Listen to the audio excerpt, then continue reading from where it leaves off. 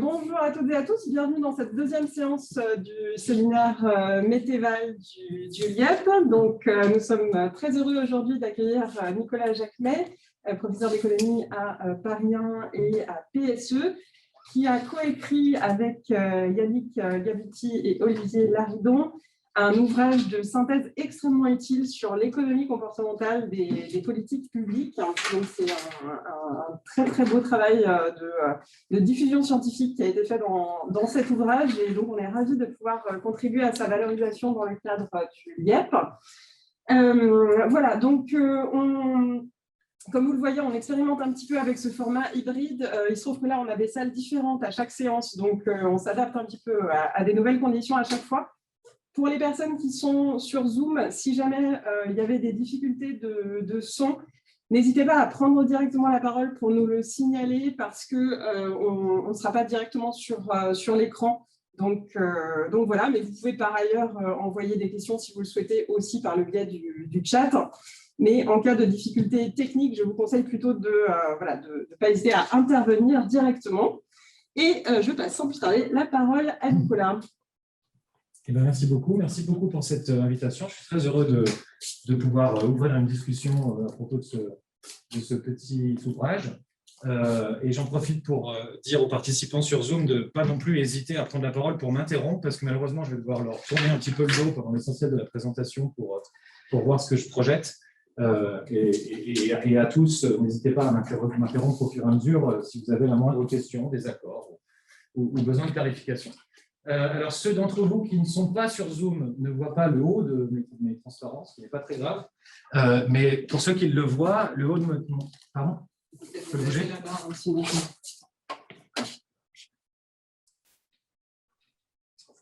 Ouais, il sera forcément quelque part.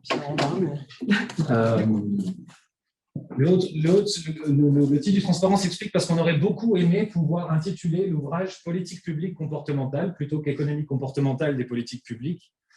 L'éditeur a trouvé que ce titre était moins vendeur, mais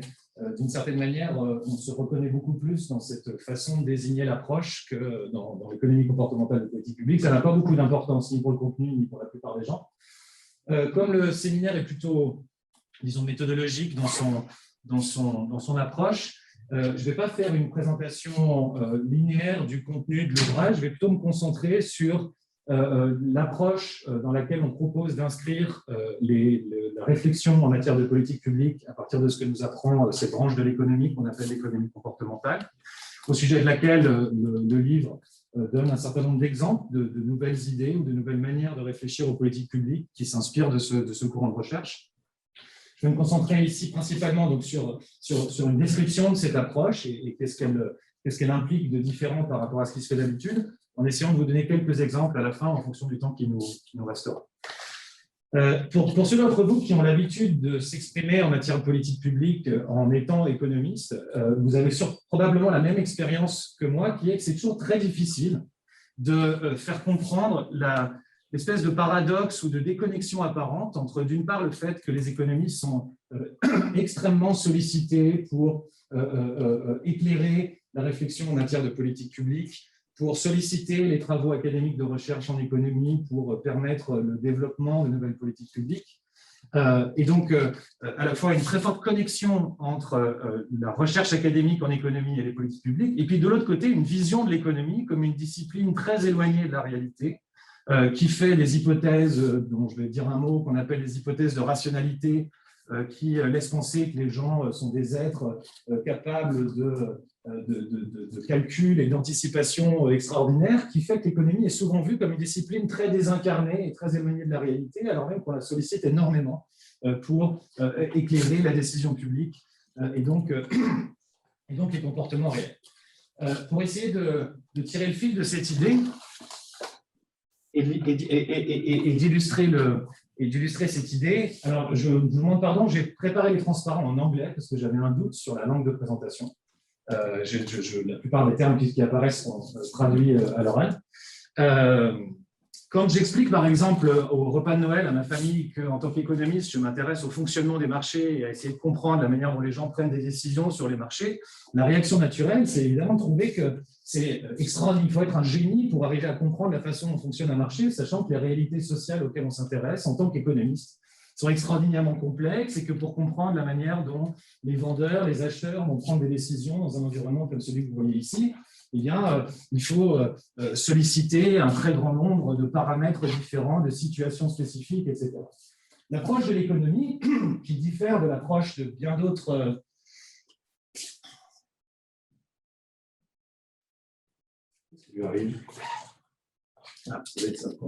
Voilà. L'approche de l'économie qui diffère de l'approche qui a été choisie par un certain nombre d'autres sciences sociales qui ont une approche plus englobante et plus idiosyncratique. L'approche qui a été choisie par l'économie est au contraire de simplifier les réalités auxquelles on s'intéresse, d'essayer de les réduire à un certain nombre de dimensions aussi peu nombreuses que possible, de telle sorte que pour un économiste, cette réalité complexe qu'on a vue tout à l'heure, qu'on appelle un marché, en fait, ça se réduira tout simplement à une fonction d'offre et à une fonction de demande, et que comprendre les comportements sur un marché, ça revient tout simplement à essayer de comprendre comment est-ce que les quantités qui sont échangées sur le marché vont réagir à des variations de prix qui proviennent à la fois du comportement des consommateurs en termes d'achat et du comportement des producteurs en termes de vente et de production. L'une des simplifications qui est évidemment fondamentale dans cette démarche qu'a décidé d'adopter l'économie pour comprendre ces réalités complexes, c'est de faire ce qu'on appelle des hypothèses de comportement, c'est-à-dire de se doter d'un certain nombre d'outils qui nous permettent de prédire la façon dont les décisions vont réagir à différents aspects de l'environnement. Et ces hypothèses de comportement, c'est ces fameuses hypothèses de rationalité sur lesquelles je reviendrai tout à l'heure et qui sont centrales dans l'approche qui a été développée par l'économie et qui permet à l'économie de faire des recommandations de politique publique, c'est-à-dire ayant compris la manière dont un marché fonctionne, de pouvoir anticiper quels seront les effets de différentes modifications qu'on apportera au fonctionnement des marchés sur les variables qui nous intéressent. Pour illustrer cette idée, l'équilibre offre-demande sur un marché est par exemple le cadre de réflexion typique dans lequel s'inscrit la réflexion en économie sur le fonctionnement du marché du travail, qui nous permet de considérer soit ce qu'on appelle des chocs de demande sur le marché du travail, c'est-à-dire subitement un besoin de main-d'œuvre très, très grand qui conduit les entreprises à augmenter les salaires pour attirer plus de main-d'œuvre vers l'emploi, ou ce qu'on appelle les chocs d'offres,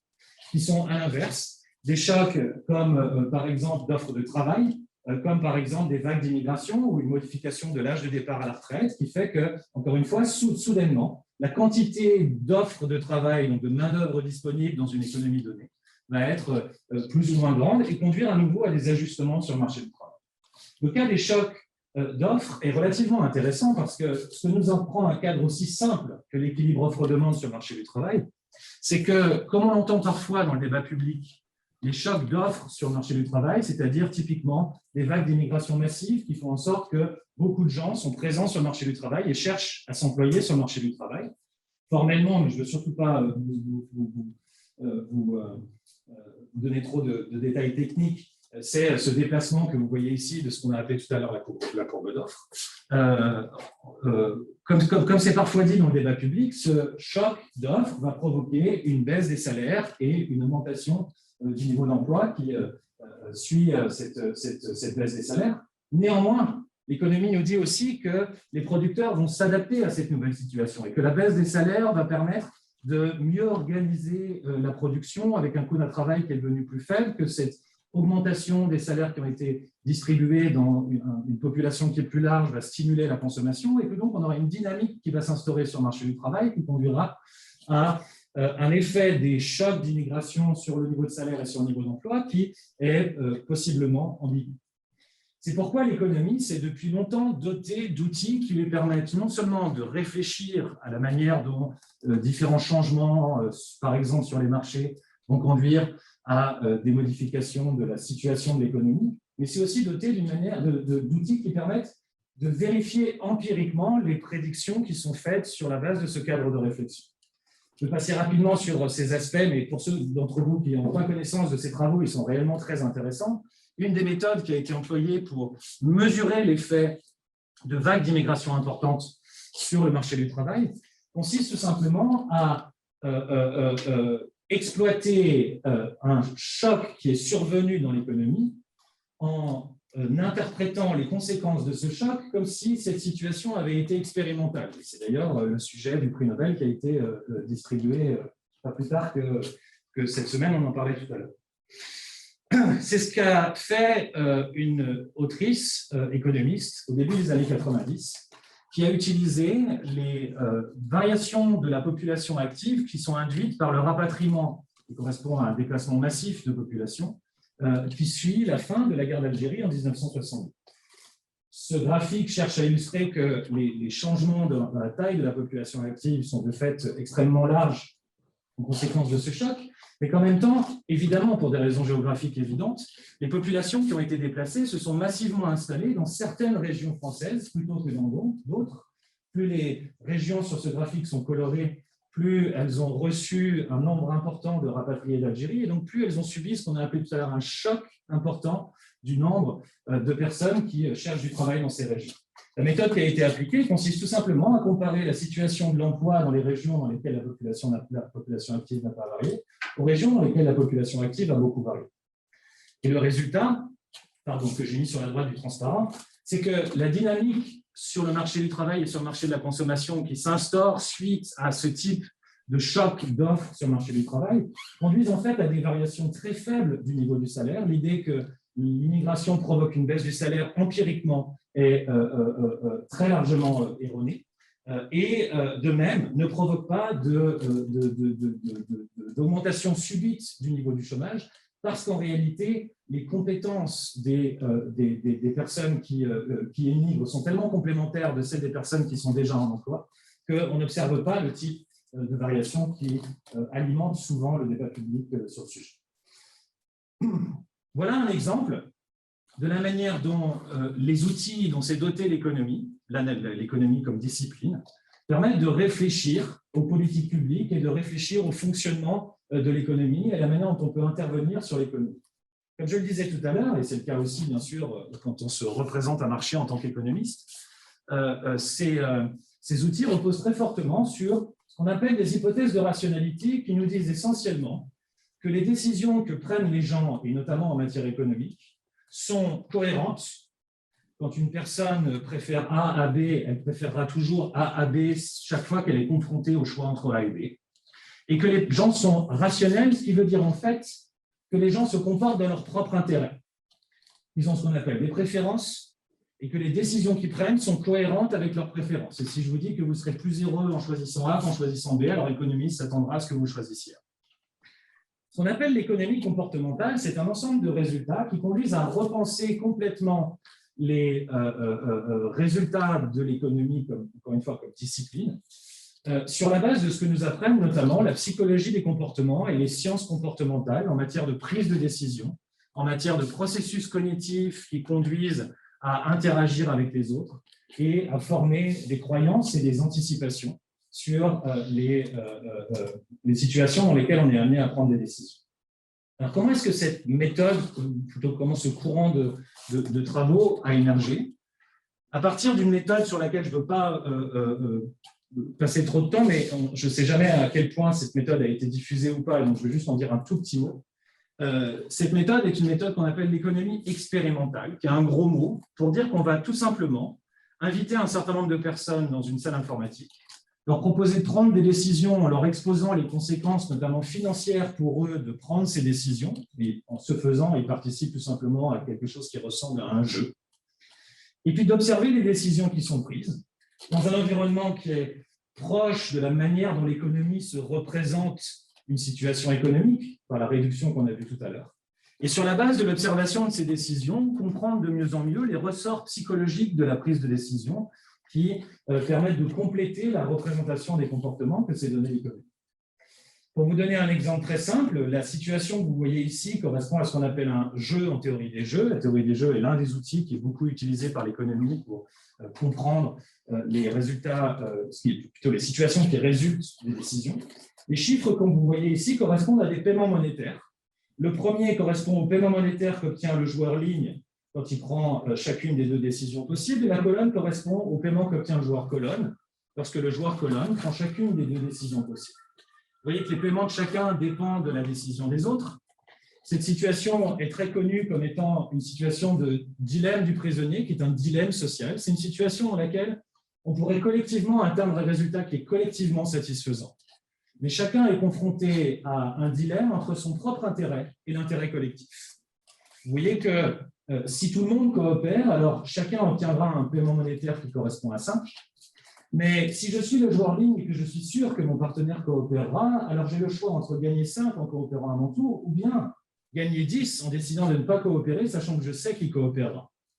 Le joueur ligne est confronté à ce dilemme, le joueur colonne est confronté exactement au même dilemme, et donc les prédictions du modèle de rationalité nous disent que dans cette situation où on pourrait être collectivement, bien traité, eh bien, le dilemme auquel chacun fait face nous conduira à une décision qui est collectivement et individuellement beaucoup moins bonne que celle qui nous était offerte par la situation à laquelle on est confronté.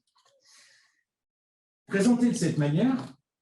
une situation de dilemme du prisonnier est une situation qu'il est très facile de transformer en jeu permettant de rémunérer les gens en fonction des décisions qui ont été prises. C'est exactement ce qu'on fait dans le cadre d'une expérience en laboratoire en économie expérimentale. Et ce graphique vous montre le pourcentage de participants à l'une de ces expériences, où on n'aura pas montré évidemment des tableaux comme cela, mais on a décrit la structure des paiements qui dépendaient des décisions de chacun. Le pourcentage de gens qui décident de coopérer malgré ce dilemme qu'il est très facile de réaliser quand on réfléchit à la situation et aux conséquences de ces décisions. Ce qui est très intéressant dans ce graphique et qui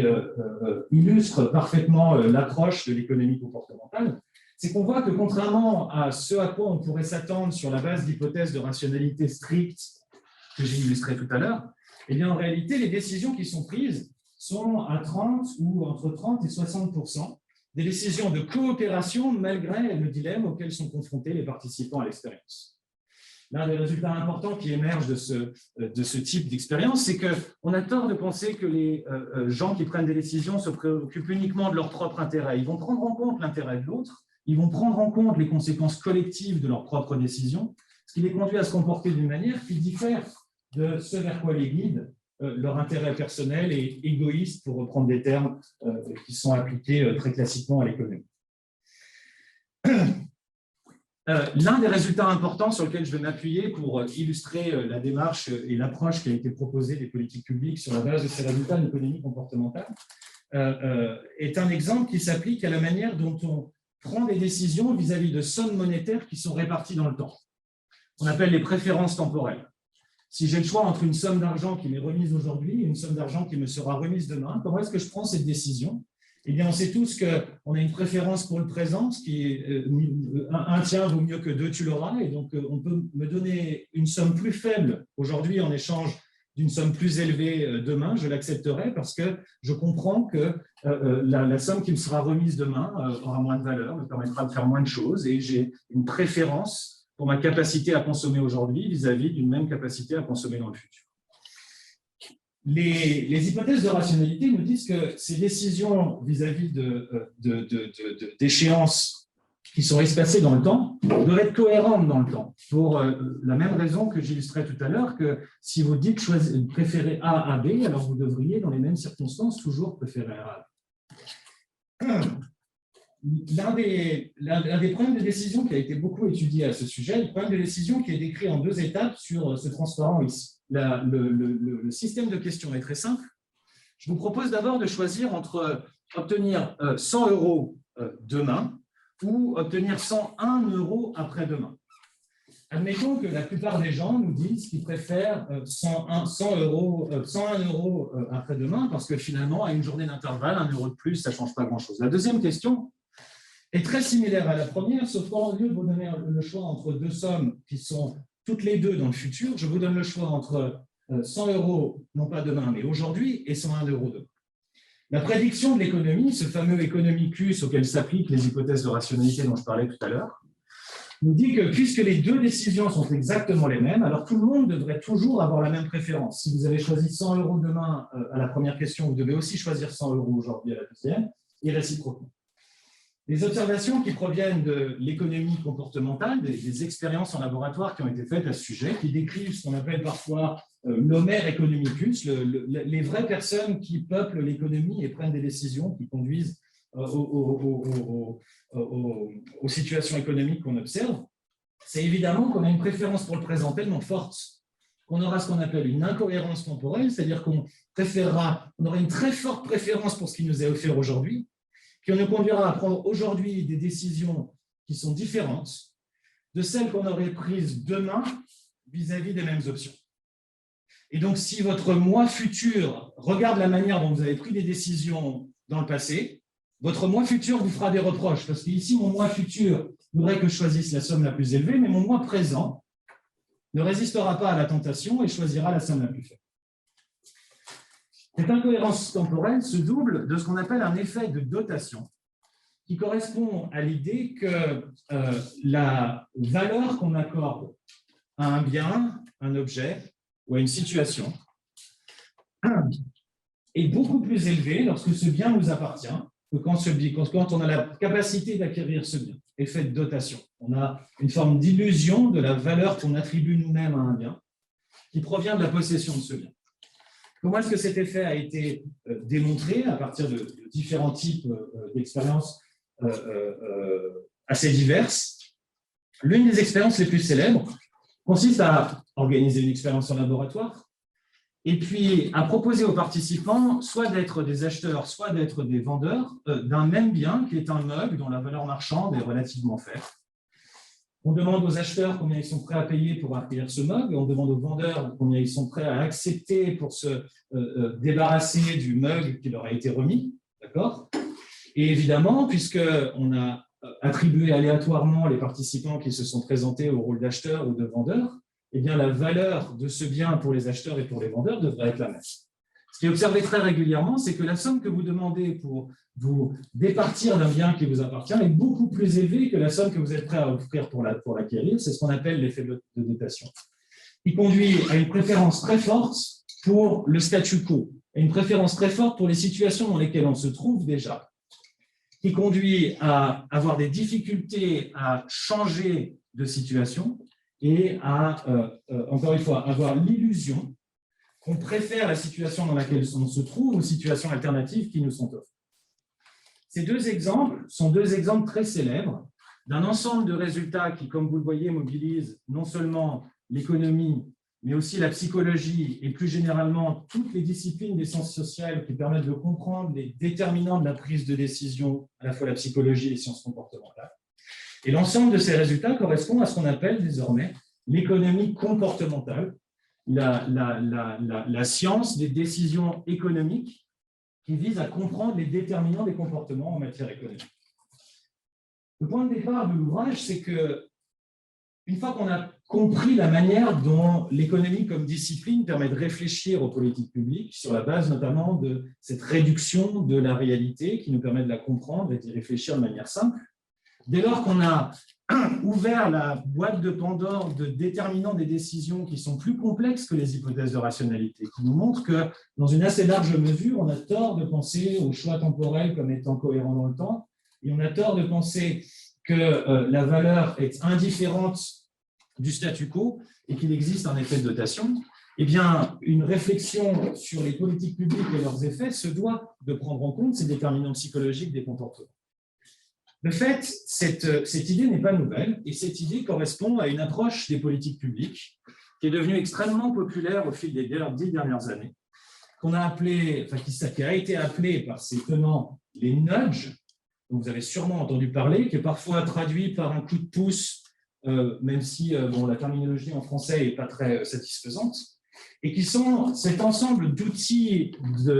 d'intervention publique qui consiste à s'appuyer sur les déterminants psychologiques des comportements pour mettre en œuvre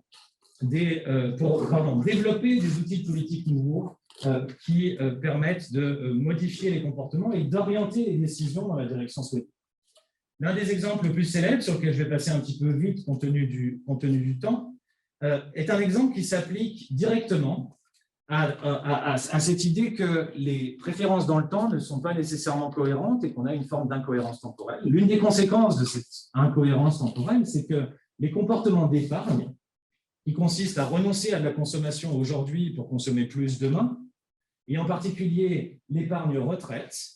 sont très fortement affectés par la possibilité de l'existence d'une incohérence temporelle qui fait que mon moi futur aurait aimé que mon moi passé décide de mettre de l'argent de côté, mais mon moi présent sera incapable de le faire parce que la préférence pour le présent est trop forte. Si on ajoute à ces préférences temporelles des préférences pour le statu quo qui correspondent à un effet de statu quo, qui provient de l'effet de dotation, voilà, c'est ça que je voulais dire. Eh bien, un des outils qui a été développé et dont l'efficacité a été démontrée dans ces travaux consiste à modifier l'option par défaut qui est offerte aux salariés, en l'occurrence américains, puisque le système fonctionne de manière un peu différente, aux salariés américains, dans une entreprise dont le plan d'épargne retraite s'appelle le 401K, et dans un certain nombre d'entreprises, la situation antérieure qui consistait pour un nouveau salarié dans l'entreprise à devoir choisir s'il souhaite adhérer au plan d'épargne retraite, a consisté tout simplement à changer l'option par défaut, de telle sorte que tout employé nouvellement recruté est automatiquement adhérent du plan épargne retraite et peut, s'il le souhaite et sans coût, sortir du plan épargne retraite et décider de ne pas contribuer à sa retraite future. Vous voyez que ce simple changement de l'option par défaut, sur la base, 1, du constat de l'existence d'incohérence temporelle dans les décisions, 2, de l'existence d'une préférence forte pour l'option par défaut qui fait qu'on s'enferme librement dans la non-adhésion au plan épargne retraite si c'est cette situation à laquelle on est confronté, et bien la combinaison de ces deux mécanismes comportementaux devrait conduire à une augmentation très forte de l'épargne retraite quand on passe d'une option par défaut de non-adhésion à une option par défaut d'adhésion. C'est exactement ce que montre ce graphique, qui montre que à la fois le taux d'adhésion des salariés nouvellement recrutés dans les entreprises et les montants qui ont été épargnés par les salariés sont extrêmement élevés suite à cette modification de l'option par défaut.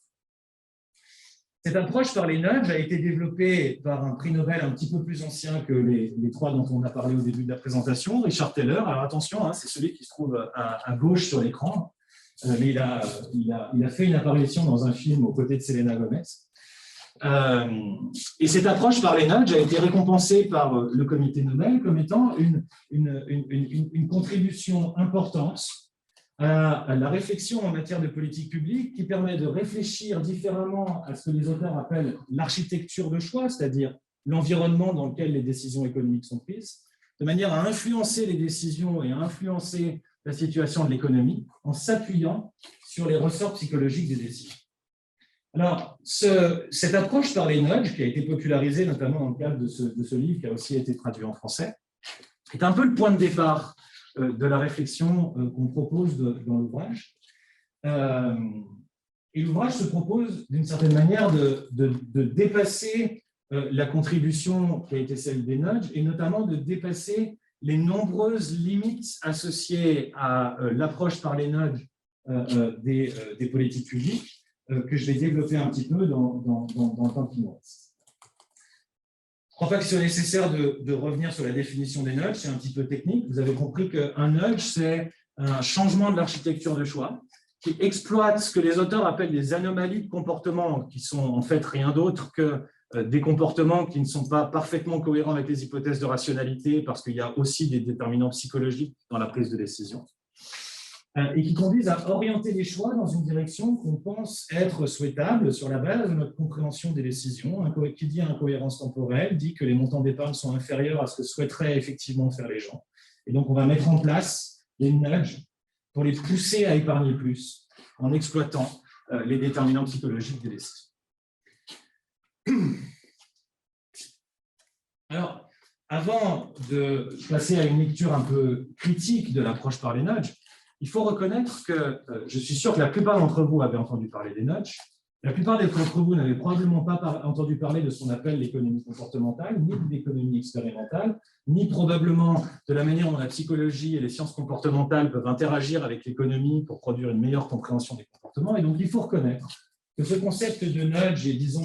l'activisme de Taylor et Sunstein qui les ont développés ont permis d'imposer l'idée dans le débat public que la contribution de l'économie à la réflexion en matière de politique publique ne se limite pas à l'application du cadre, disons, étriqué, ou en tout cas de l'économie sur la base des hypothèses de rationalité. Le succès de cette approche est absolument considérable. Les premières, ce qu'on appelle nudge units, qui sont les organismes paragouvernementaux qui réfléchissent sur la base des nudges à de nouveaux outils de politique publique, ont littéralement explosé. Cette carte vous présente, c'est une carte qui a été construite par l'OCDE il y a quelques années, l'ensemble de ce qu'on appelle les nudge units installés à travers le monde,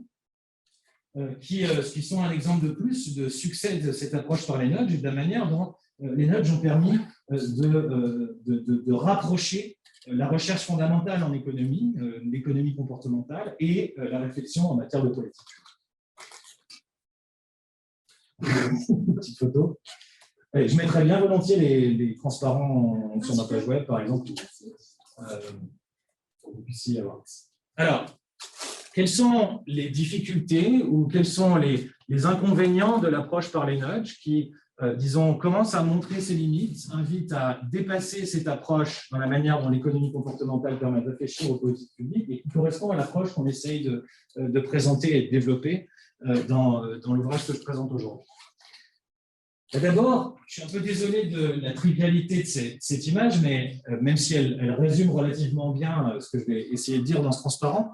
je suis un peu obligé de vous montrer cette image parce que c'est probablement l'un des exemples les plus célèbres de ce qu'il est désormais convenu d'appeler un nudge.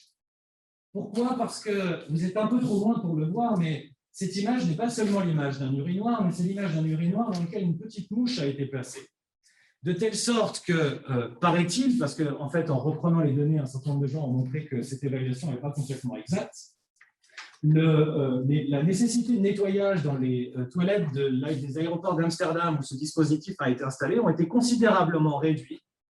en ayant modifié très légèrement la situation de prise de décision à laquelle sont confrontés les utilisateurs de cet aéroport.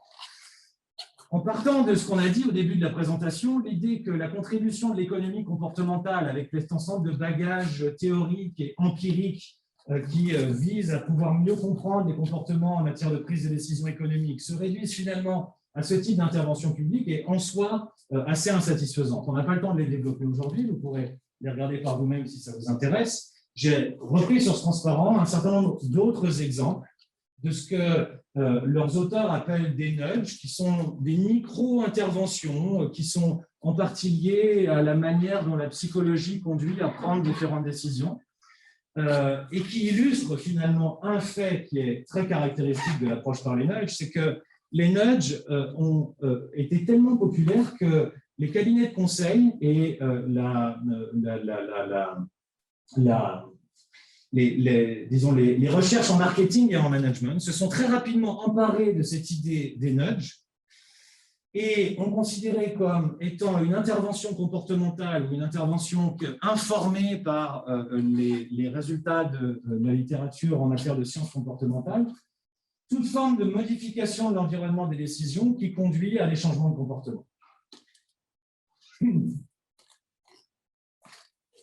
Probablement en raison du type d'exemple dont on vient de discuter tout à l'heure, malgré leur popularité, malgré le développement très large des nudge units qu'on a vu tout à l'heure, malgré le fait que si vous faites une recherche très rapide sur Internet, la plupart des cabinets de conseil prétendent s'appuyer sur la psychologie des comportements pour développer des solutions nouvelles qui sont reliées à l'approche par les nudges grâce aux résultats de la recherche académique. En réalité, si vous regardez ce que font effectivement les nudges, à quel type d'intervention correspondent les nudges, la plupart des décideurs publics qui ont connaissance de cette approche par les nudges sont extrêmement déçus de ce que les nudges nous permettent de faire et du type de problème que les nudges nous permettent de résoudre. Ce qui conduit à une forme de paradoxe qui est que malgré ce développement extrêmement rapide et extrêmement large de l'approche par les nudges dans un très grand nombre de secteurs de l'économie, la plupart des décideurs publics sont en réalité assez sceptiques sur l'idée que l'économie comportementale peut permettre de prendre de meilleures décisions, de réfléchir à des interventions nouvelles qui sont susceptibles d'être efficaces et donc de, encore une fois, mieux penser l'intervention publique. C'est ce qu'illustre cette enquête qui avait été réalisée par par Kantar, qui portait sur un certain nombre de responsables politiques français, des maires, des députés, à qui était demandé leur appréhension de la contribution des sciences comportementales à l'élaboration des politiques publiques, et qui montre ce très fort scepticisme que j'évoquais tout à l'heure vis-à-vis de la contribution des sciences comportementales à la décision publique. Un troisième élément qui permet de relativiser la portée des nudges et en tout cas la capacité des nudges à synthétiser ce que l'économie comportementale nous permet de dire au sujet des politiques publiques, qui est vraiment l'angle qu'on essaie d'adopter dans l'ouvrage. Finalement, comme le dit très bien ces deux citations de Daniel Kahneman, que vous connaissez sûrement, un des tout premiers prix Nobel d'économie dans le domaine de l'économie comportementale, et qui n'est pas économiste de son état, mais psychologue de son état, ce qui montre cette collaboration très forte entre les deux disciplines, et qui, dans la préface d'un ouvrage,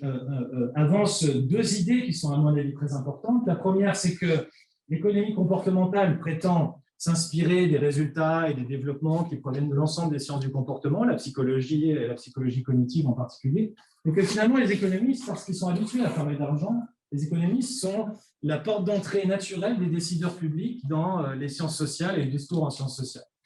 De telle sorte que Kahneman fait remarquer qu'un très grand nombre de résultats et d'idées qui sont,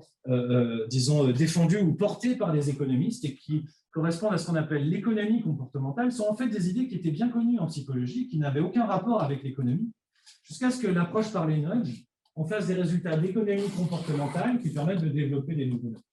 Et que finalement, une partie importante de l'économie comportementale consiste finalement à présenter comme des résultats nouveaux qui appartiennent à l'économie des savoirs qui sont en fait propres aux différentes disciplines avec lesquelles l'économie dialogue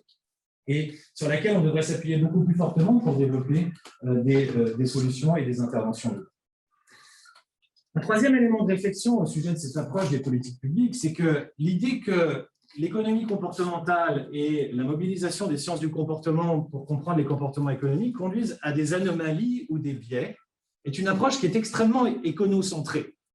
Finalement, il n'y a de biais que par rapport à un standard, que par rapport à une doxa. Et quand on appelle biais le fait de faire des choix temporels qui sont incohérents, eh bien, on dit qu'un choix normal devrait être un choix cohérent et que puisque les choix ne sont pas cohérents, alors l'incohérence temporelle sera un biais ou une anomalie de comportement en référence à ce cadre de rationalité qui est celui de l'économie. C'est beaucoup comme ça qu'une branche de l'économie comportementale s'est développée, en appelant biais cognitifs tous les aspects de la psychologie des décisions qui ne sont pas conformes aux hypothèses de rationalité, pour vous montrer que ce courant de recherche, j'allais dire est dans une impasse, mais ça c'est beaucoup trop personnel, mais pour vous montrer à quel point ce courant de recherche aura probablement des difficultés à produire des savoirs qui sont cohérents et dans une certaine mesure universels, ce graphique est très connu pour résumer l'accumulation au fil du temps. Si vous ne pouvez pas en lire le détail, c'est délibéré, parce que je ne veux surtout pas que vous repartiez de cette présentation en pensant qu'on les a illustrées. Mais chacune des lignes que vous voyez en couleur correspond à un biais ou une anomalie de comportement qui a été documenté sur la base d'un certain nombre de travaux empiriques et qui, encore une fois, n'ont de valeur que parce qu'ils correspondent à des décisions qui sont incohérentes avec la normalité des décisions qui nous est fournie par les hypothèses de rationalité. Il existe une approche complètement différente de l'économie comportementale qui est ancrée dans les sciences du comportement et qui vise à revisiter le modèle de rationalité qui nous sert de guide pour comprendre les décisions économiques sur la base de notre compréhension des déterminants psychologiques du comportement. Ces résultats sont évidemment utiles d'un point de vue descriptif si on a compris les ressorts de la décision temporelle en prenant en compte une préférence plus forte pour le présent qui conduit à cette incohérence qu'on a vue tout à l'heure. Alors on comprend mieux la façon dont les décisions économiques sont prises, on sera mieux à même d'anticiper la réaction des agents économiques en matière d'épargne, en matière d'investissement. Et donc, d'une certaine manière, on ne peut que prendre en compte ce que nous apprend l'économie comportementale de la prise des décisions économiques quand on porte une réflexion en matière de politique publique et quand on cherche à comprendre quelles sont les meilleures solutions pour orienter l'économie dans une certaine direction. C'est ce qu'on appelle l'approche comportementale des politiques publiques ou l'économie comportementale des politiques publiques, qu'on aurait bien préféré pouvoir appeler les politiques publiques comportementales, et dont la portée, on n'est évidemment pas les seuls, hein, et rien de ce que je vous ai dit jusqu'à présent ne sont des idées qui nous sont personnelles, c'est l'agrégation des discussions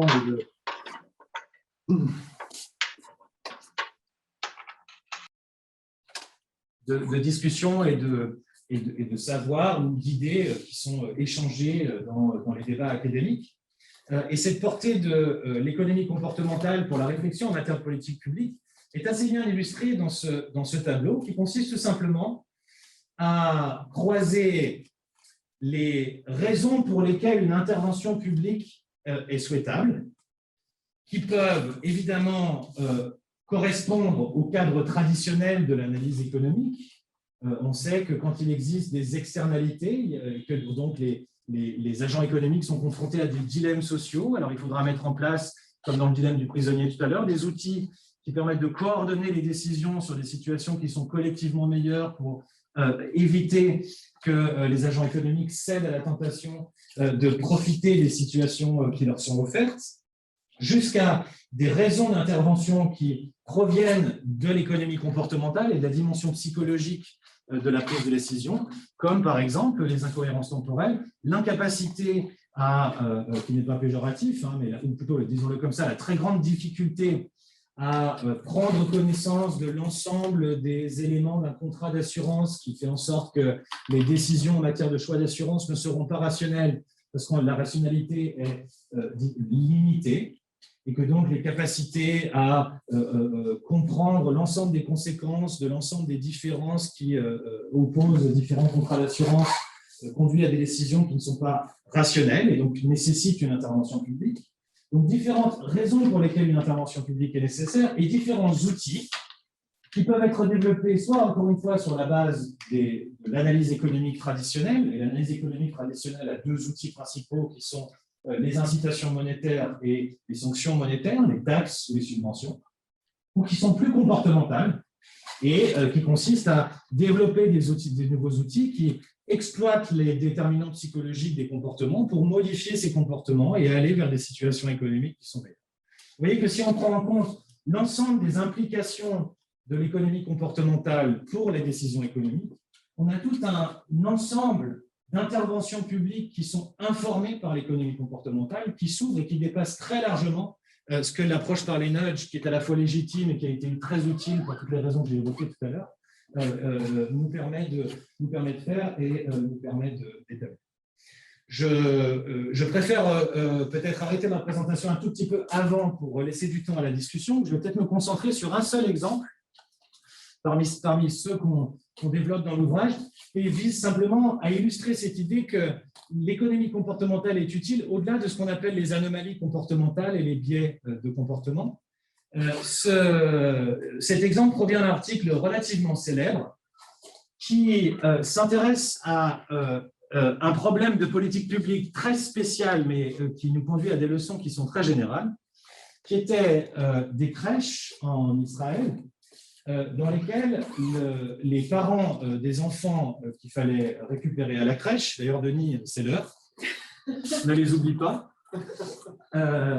les parents étaient très fréquemment en retard pour aller chercher leurs enfants à la crèche, qui évidemment posait de très grandes difficultés au personnel de la crèche. Et donc, probablement sur le conseil d'économistes de leur connaissance, la direction de la crèche a décidé d'instaurer une amende qui consistait à faire payer une amende aux parents qui viennent récupérer en retard leurs enfants. En utilisant une méthode qui est très similaire à celle qu'on a vue tout à l'heure, en regardant comment évoluent les retards des parents dans les crèches qui n'ont pas mis en place ce système d'amende, à des crèches qui ont mis en place ce système d'amende, ces auteurs se sont intéressés à la réaction des parents à la mise en place de l'amende en comparant le nombre de retards des parents chaque jour du mois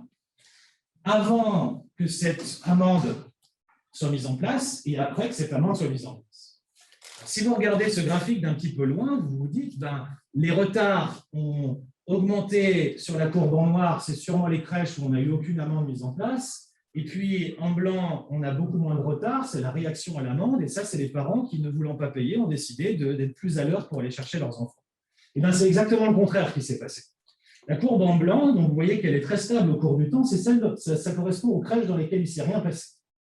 où le nombre de retards par jour reste relativement constant. C'est toujours les mêmes parents qui continuent toujours à arriver autant en retard. À partir du moment où on a instauré les amendes, ce qui s'est passé, c'est qu'il y a eu beaucoup plus de parents qui sont arrivés. Et s'il y a eu beaucoup plus de parents qui sont arrivés en retard, c'est maintenant l'interprétation qui est donnée à ce type de résultat, c'est parce que finalement, une amende, psychologiquement, c'est la même chose qu'un prix. Si je vous dis qu'être en retard, c'est un problème parce que vous n'êtes pas poli, parce que vous allez mettre dans la difficulté le personnel qui est obligé de rester pour vous attendre, vous aurez des scrupules qui correspondent à votre motivation intrinsèque, à votre motivation personnelle sur la base de vos valeurs, à essayer de ne pas être en retard et à courir pour sortir du bureau. Si je vous dis que vous pouvez gagner 1 heure de travail en payant 10 € pour arriver en retard à la crèche, ben vous commencez à faire un calcul rationnel et vous dites finalement, c'est pas si cher que ça me coûte le prix d'une nounou, mais je n'ai pas besoin de la trouver. Et donc, ça va me donner de la flexibilité de pouvoir payer pour augmenter la durée de la journée de crèche où je laisse mes enfants. C'est ce qu'on appelle un effet d'éviction des incitations monétaires. Vous voyez que ça n'a rien à voir avec une anomalie du comportement. Ça a à voir avec le fait qu'on est évidemment sensible aux incitations monétaires. On préfère avoir plus d'argent que moins. Payer, ça correspond à un coût et on a besoin de réfléchir à la manière dont on dépense son argent. Mais à ces calculs monétaires s'ajoutent des dimensions du comportement qui sont psychologiques, qui font intervenir les valeurs, qui font intervenir la motivation, qui font intervenir des processus internes, qui nous conduisent à arbitrer entre ces différents déterminants des décisions. En matière de comportement au travail et en matière plus spécifiquement de management, de politique salariale dans les entreprises, vous voyez que les conséquences de telles réflexions sont absolument majeures. Si les incitations ou les bonus sont conçus d'une manière qui n'est pas suffisante à produire des incitations, comme on le supposerait sur la base de ce que nous dit l'économie, mais qui sont suffisantes à tuer la motivation intrinsèque. Si vous êtes très performant au travail parce que vous aimez votre tâche, vous avez envie de contribuer à l'effort collectif dans l'entreprise, vous aimez le travail bien fait, vous aimez que les choses soient faites correctement, si je vous dis tout à coup que vous ne le faites que pour gagner un petit peu plus d'argent, vous allez probablement ne plus avoir autant d'implication dans les tâches que vous avez à faire. Ce qui veut dire que des bonus qui reposent sur des montants monétaires qui sont relativement faibles peuvent tout à fait conduire à une diminution de la performance au travail dans les entreprises, qui conduit les auteurs qui ont le sens du titre, comme vous pouvez le voir, parce que le premier c'était A Fine is a Price, et maintenant c'est Pay enough or don't pay at all, parce que les incitations financières tendent à diminuer la motivation intrinsèque, et que si les incitations financières ne sont pas suffisantes à compenser cette diminution de la performance qui provient de la réduction de la motivation intrinsèque, alors les incitations financières seront contre-productives et n'auront pas les effets attendus sur la performance dans l'entreprise. Je vais m'arrêter là pour laisser de la place aux questions. Le deuxième exemple dont vous pourrez prendre connaissance par vous-même correspond à des résultats qu'on a présentés avec deux de mes collègues, Stéphane Lucchini de l'Université de Marseille et Antoine Malézieux, qui est maintenant à Dijon, dans laquelle on illustre la portée de cette approche et la portée de l'économie comportementale et de la psychologie des décisions en matière de fraude fiscale, à la fois pour comprendre les comportements de fraude fiscale et comprendre quels sont les déterminants de la fraude fiscale, et aussi envisager différents outils d'intervention qui, encore une fois, reposent sur l'économie comportementale au sens d'une approche économique informée grâce aux résultats des sciences du comportement, à cette question de la fraude fiscale et la manière dont on peut lutter contre la fraude fiscale en prenant en compte les déterminants non seulement financiers, mais aussi psychologiques des comportements de fraude fiscale. Et merci beaucoup de votre attention. Sciences Po.